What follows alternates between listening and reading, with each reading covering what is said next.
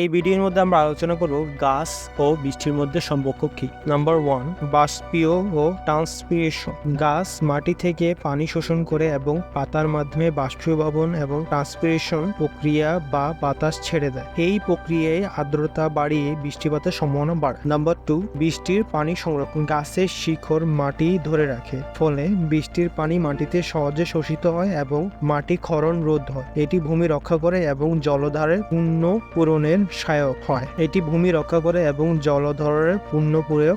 হয়। Number 3, micro climate নিয়ন্ত্রণ। গাছ একটি নির্দিষ্ট অঞ্চলের জলবায়ু নিয়ন্ত্রণে সাহায্য করে। গাছের উপস্থিতি আর্দ্রতা ও তাপমাত্রা নিয়ন্ত্রণ করে, যা স্থায়ী আবহাওয়ার প্রভাব ফলে এবং বৃষ্টির সম্ভাবনা বাড়ায়। নাম্বার 4, বায়ুমণ্ডলীয় প্রভাব। বড় বনাঞ্চলগুলো বৃহত্তর পরিসরে বায়ুমণ্ডলীয় চক্রের প্রভাব ফেলে। গাছ কার্বন ডাই অক্সাইড গ্রহণ করে এবং অক্সিজেন ছেড়ে দেয়, যা বায়ুমণ্ডলের গ্যাসের ভারসাম্য রক্ষা করে এবং জলবায়ু পরিবর্তনের প্রভাব ফেলে, ফলে বৃষ্টির চক্র প্রভাব বাড়ে। নাম্বার 5, মেঘের গঠন।